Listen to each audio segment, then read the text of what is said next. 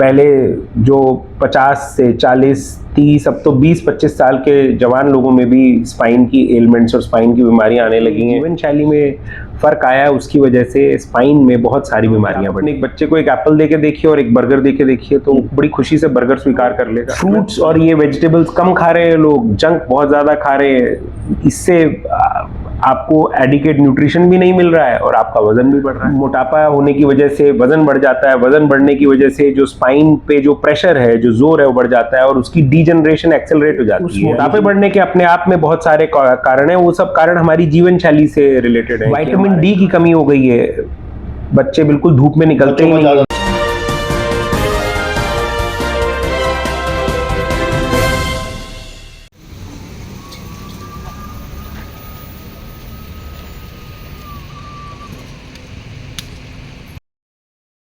Metro plus के इस खास मेडिकल बुलेटिन में आपका एक बार फिर हार्दिक स्वागत है। मैं आप सभी के साथ आपका अपना नवीन गुप्ता। हर सप्ताह आपको किसी न किसी मेडिकल साइंस के बारे में, किसी न किसी बीमारी के बारे में आपको किसी न किसी डॉक्टर को लेकर उनका इंट्रो करते आए हैं, चाहे वो ENT के हों, चाहे गैस्ट्रोलॉजी, एंट्रोलॉजी को हो या अलग अलग बीमारी सब में थे। आज हम बात करेंगे स्पाइन की प्रॉब्लम्स को लेकर जो कि लोगों में ज़्यादा हो रही है। हमारे साथ है मेट्रो स्पेशलिस्ट हॉस्पिटल के neurosurgeon and spine specialist doctor Himanshu Arora, director है मेट्रो हॉस्पिटल के। स्वागत है डॉक्टर साहब आपका इस मेडिकल बुलेटिन में मेट्रो प्लस के में। Thank you Naveen ji. Doctor साहब, आजकल लोगों में स्पाइन की प्रॉब्लम बहुत ज़्यादा हो रही है, क्या इसके कारण है और किस उम्र के लोगों में ज़्यादा देखी जा रही है? आपने बिल्कुल सही कहा नवीन जी। पहले स्पाइन की बीमारी बूढ़े उम्र के लोगों में एसोसिएटेड होती थी, जो कि लगभग 50-60 साल के बाद, क्योंकि उम्र के साथ धीरे धीरे स्पाइन डीजनरेट कर जाती है, यानी स्पाइन की बीमारियां डीजनरेशन के कारण शुरू होती थी, पर अब धीरे धीरे ये बीमारियां यंग एज में आने लग पड़ी हैं। पहले जो 50 से 40, 30, अब तो 20-25 साल के जवान लोगों में भी स्पाइन की एलिमेंट्स और स्पाइन की बीमारियां आने लगी हैं। इसके कई कारण हैं। एक तो जो ओबेसिटी, जो मोटापा है, बहुत फैल गया है। मोटापा होने की वजह से वजन बढ़ जाता है, वजन बढ़ने की वजह से जो स्पाइन पे जो प्रेशर है, जो जोर है, वो बढ़ जाता है और उसकी डीजनरेशन एक्सेलरेट हो जाती है। यानी कि जो डीजनरेशन उम्र के साथ सपोज 60 साल में होनी थी, वो अब 30 साल की उम्र में हो गई या 40 आधी हो गई रह गई है। उसके अलावा उस मोटापे बढ़ने के अपने आप में बहुत सारे कारण हैं। वो सब कारण हमारी जीवन शैली से रिलेटेड हैं कि हमारे खाने के तरीके बढ़ गए, खराब हो गए हैं। We are eating wrong food, junk food बहुत ज़्यादा सेवन करने लगे हैं, प्रेजर्वेटिव से भरा हुआ फूड। हमारी एक्सरसाइज बहुत कम हो गई है। हम हर जगह कार, बाइक वगैरह लेके जाना चाहते हैं, चलना बहुत कम चाहते हैं। जो चलना है, जो वॉकिंग है, वो बहुत कम है आजकल के युवाओं में। फिजिकल एक्टिविटीज बहुत कम हो गई है। पहले बच्चे अगर आप देखें तो खेलने बाहर जाते थे और तरह तरह की गेम्स में अपने आप को इंडल्ज किया करते थे। अब सारी गेम्स आप फोन पर या मोबाइल पर या लैपटॉप पर खेल रहे हैं। उसके अलावा जो लाइफस्टाइल है, यंग एज में ही बहुत स्ट्रेसफुल हो गया है, जो कि अच्छी बात नहीं है। स्ट्रेसफुल होने से आपकी ईटिंग हैबिट्स अगेन खराब होती हैं। विटामिन डी की कमी हो गई है, बच्चे बिल्कुल धूप में निकलते ही नहीं, बच्चे भी बड़े भी धूप में निकलते नहीं है, उससे विटामिन डी कम होता है। उसके अलावा पोस्चर बहुत खराब है। जो आजकल का नवयुवक है वो बहुत ज़्यादा टाइम लैपटॉप, फोन या मोबाइल या टैब पे बिताता है, तो पोस्चर गर्दन का, बैक का बहुत गलत होता है। टीवी सीरीज है, लोग बिंज देखते हैं, उसको पूरी पूरी रात देखते हैं और टेढ़े मेढ़े पोस्चर में देखते रहते हैं। वो महसूस, पोस्चर अगर ठीक हो तो कोई दिक्कत नहीं है, लेकिन एक तो टाइम बहुत ज्यादा लेते हैं उसको देखने में और एक सी पोजीशन में रहते हैं, शायद खराब पोस्चर में रहते हैं। उसके अलावा कैल्शियम की डेफिशिएंसी हो गई है कई पेशेंट्स में। जैसे बूढ़े लोग होते हैं, उनमें ऑस्टियोपोरोसिस हो जाता है, तो उसकी वजह से भी स्पाइन की बीमारियां आती हैं। हमारी इम्यूनिटी खराब हो जाती है। अगर हमारी इम्यूनिटी खराब होगी किसी भी कारण से, तो ऑफ कोर्स हमारी इन्फेक्शन पकड़ने की जो वो है चांस, वो ज़्यादा हो जाएगा। तो स्पाइन की टीबी भी बहुत मरीजों में पाई जाने लगी है। तो ये बहुत सारे जो आजकल के जीवन शैली में फ़र्क आया है, उसकी वजह से स्पाइन में बहुत सारी बीमारियां बढ़ी। वेट और एज, इन दोनों में किस प्रकार के लोगों में ज़्यादा बीमारियां देखी जाती हैं? मैंने आपको एज के हिसाब से, हाँ, मैंने जैसे आपको बताया कि जनरली जो स्पाइन की बीमारी है वो ओल्ड एज की बीमारी ट्रेडिशनली कही जाती थी, बिकॉज आप 50 के बाद आपकी जो स्पाइन के वेरियस जॉइंट्स होते हैं जो, और जो स्पाइन के वेरियस अलग अलग जो उसके पार्ट्स हैं वो डीजनरेट कर जाते हैं, घिस जाते हैं मोटे शब्दों में। लेकिन अब वो वेट ज्यादा होने की वजह से वो जो डीजनरेशन है वो यंगर एज में आने लगी है। खान पान की अगर हम बात करें तो जैसे आजकल कोल्ड ड्रिंक्स हैं, जंक फूड्स हैं, वो बच्चे ज़्यादा खाते हैं, बड़े भी ज़्यादा खा रहे हैं, जिसके लिए जिससे कई बीमारियां पैदा होती हैं। तो कितना लाभदायक और कितना हानिकारक है जंक फूड इन बीमारियों के लिए? 100% हानिकारक है सर। मैं तो आपको एग्जांपल देता हूं कि आप अपने एक बच्चे को एक एप्पल दे के देखिए और एक बर्गर दे के देखिए, तो बड़ी खुशी से बर्गर स्वीकार कर लेगा, है ना, बजाय एप्पल के या बजाय बनाना के। तो फ्रूट्स और ये वेजिटेबल्स कम खा रहे हैं लोग, जंक बहुत ज्यादा खा रहे हैं, इससे आपको एडिक्वेट न्यूट्रिशन भी नहीं मिल रहा है और आपका वजन भी बढ़ रहा है। जो स्पाइन्स की प्रॉब्लम के सिम्टम्स क्या क्या हैं अगर स्पाइन की प्रॉब्लम देखा जाए तो मोटा मोटा? तो नवीन जी, कॉमनेस्ट जो सिम्टम है स्पाइन की बीमारी का वो बैकएक होता है। बैकएक, लेकिन शायद ही कोई व्यक्ति हो जीवन में जिसको बैकएक ना हुआ हो। बैकएक हर एक को हो सकता है, कभी भी हो सकता है, बुरे पोस्चर की वजह से हो सकता है, अचानक से मुड़ जाने की वजह से हो सकता है। एक कॉमन चीज होती है sprain, back sprain, lumbosacral sprain.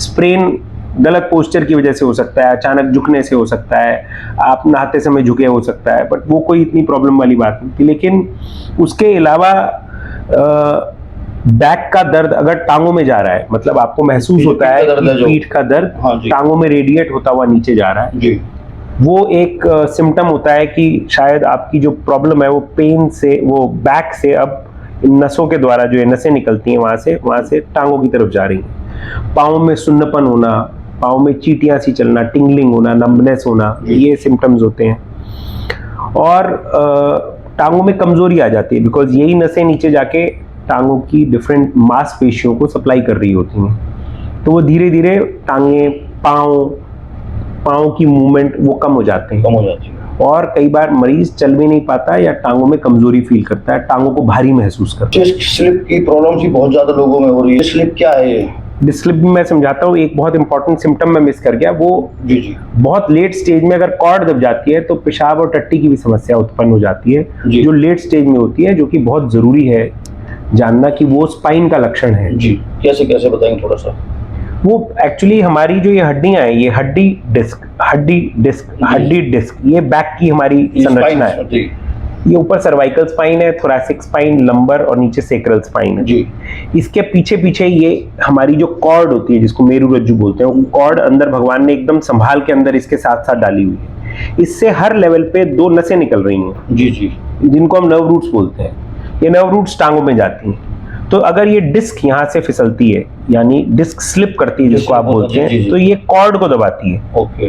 और कॉर्ड से जिस लेवल पे जो नस निकल रही होगी, चाहे राइट में चाहे लेफ्ट में, उसको दबाती है और उससे वो दर्द या सुन्नपन या टिंगलिंग या झुंझुनी ये सब टांगों में जाती है। तो और टांगों की सिम्टम्स, इसी को डिस्क स्लिप करना कहते हैं। तो इसकी जांच कैसे होती है और क्या इसका इलाज है?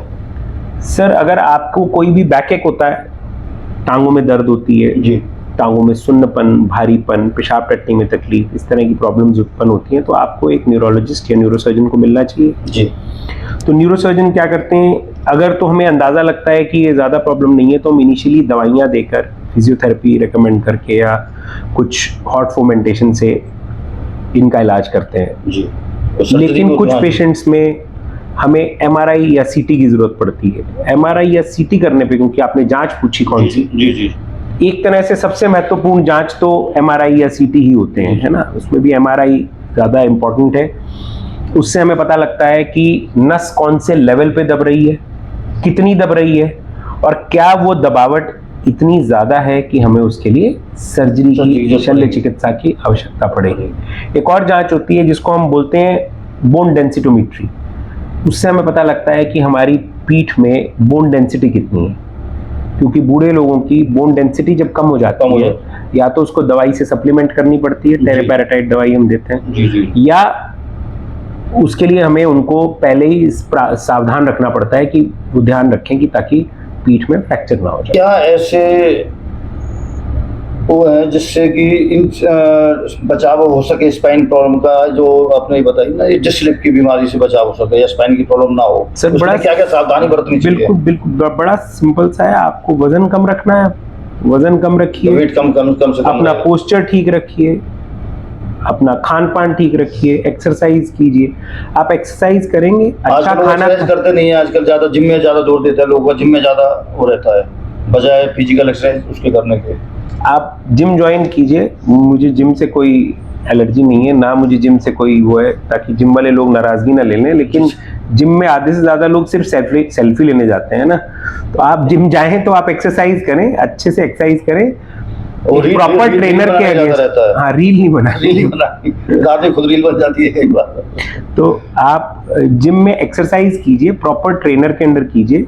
एक बहुत इंपॉर्टेंट बात मैं भूलना नहीं चाहता, डेड लिफ्ट को अवॉइड कीजिए, और डेड लिफ्ट कीजिए तो ट्रेनर के साथ कीजिए, अपना पूरा सिक्योरिटी गियर पहन के कीजिए। अच्छा। क्योंकि आपने अभी भी एक पूछा था कि डिस्क स्लिप की एक कारण यंग एज में डेड लिफ्ट करना है, जो कि बिना आप अपने सिक्योरिटी, अपने जो प्रॉपर गियर पहने बिना आप करते हैं, जो ट्रस वगैरह, तो उससे दिखावे में ज्यादा करते हैं, दिखावे में लोग ज्यादा जोर देते हैं ट्रस में।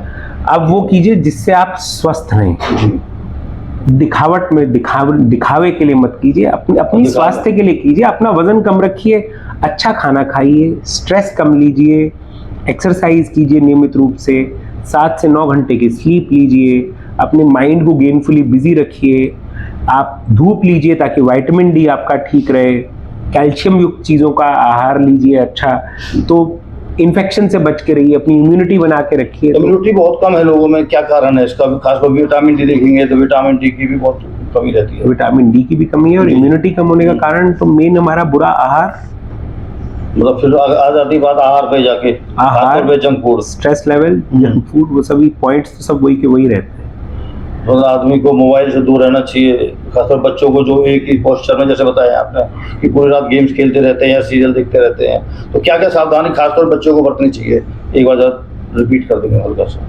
बच्चों को फिर वही बात है, अच्छा आहार लेना चाहिए, फिजिकल एक्सरसाइज करनी चाहिए, 7 से 9 घंटे की अच्छी स्लीप लेनी चाहिए, बिना बात के स्ट्रेस को, you should know how to manage stress, gainful social relationships होने चाहिए, आपका अच्छी धूप की इनटेक होनी चाहिए ताकि आपका विटामिन डी कम ना हो, और विटामिन जो आपका कैल्शियम युक्त चीज़ें आप गलत वो लीजिए, गलत पोस्चर से अवॉइड कीजिए, वजन बढ़ने से बचाइए, फिजिकल एक्सरसाइज कीजिए, you will be okay. Spine की सर्जरी के लिए भी, जो आपने मुझसे स्पाइन की सर्जरी क्वेश्चन पूछा था, स्पाइन की सर्जरी बहुत कम लोगों में चाहिए होती है, less than 3 to 4% of the patients with backache will need a surgery, उससे ज़्यादा की ज़रूरत नहीं पड़ती।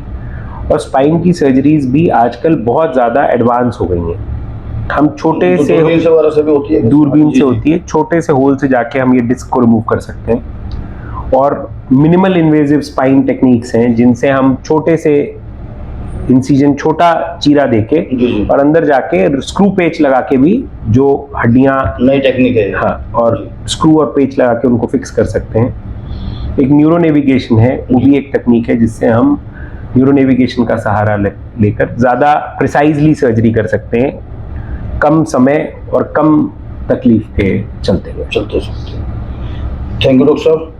तो देखा, ये थे हमारे साथ डॉक्टर हिमांशु अरोड़ा, जिन्होंने बताया कि स्पाइन के क्या लक्षण हैं, किस प्रकार से उनकी जांच होनी चाहिए, किस प्रकार से बचाव होना चाहिए उसका, क्या क्या उस पर सावधानियां बरतनी चाहिए इंसान को। लेकिन जो डॉक्टर साहब ने बात बताई कि हर बीमारी के पास, जैसा हमारा क्वेश्चन होता है और उसका आंसर ये निकलता है कि जंक फूड, हर बीमारी के पीछे जंक फूड है। डॉक्टर साहब ने बताया था कि अगर एक छोटे बच्चे के हाथ में एक एप्पल दे दें और एक बर्गर दे दें तो उसकी पहली पसंद बर्गर होगा, ना कि एप्पल। तो बच्चे जो कमजोरी रहते हैं उसका एक खास कारण ये है कि वो जंक फूड का ज़्यादा से ज़्यादा यूज करते हैं। दूसरा डॉक्टर साहब ने बताया था कि पोस्चर, आजकल जो बड़े हैं या छोटे बच्चे हैं, जो भी हो, अलग अलग पोस्चर में बेतरीब से बैठ के या लेट के फिल्में देखते हैं हैं या प्ले देखते हैं, जो गेम्स वगैरह खेलते हैं, वो अपने पोस्चर को यूज ठीक रखें और कम से कम अपने इन मोबाइल को या जो टीवी वगैरह है उनको कम से कम यूज करें। पुराने ज़माने में लोग 8-8 घंटे तक कोई टीवी नहीं देखता था, लेकिन आज की जो जनरेशन है वो 7-7, 8-8 घंटे लगातार अलग-अलग पोस्चर में, एक पोस्चर में, गलत पोस्चर में बैठ के इस प्रकार की कार्यक्रमों को मोबाइल पर देखती है। वो भी शरीर के लिए, खासतौर पर स्पाइन के लिए हानिकारक है। तो इसी प्रकार की तमाम खबरों को देखने के लिए खासतौर पर मेडिकल की मेट्रो प्लस पेज को हमारे को लाइक करें, फॉलो करें, इस खबर को ज़्यादा शेयर करें, ताकि स्पाइन से संबंधित जो भी मरीज है वो डॉक्टर साहब की सलाह को मानते हुए उस पर इम्प्लीमेंट कर सके। धन्यवाद।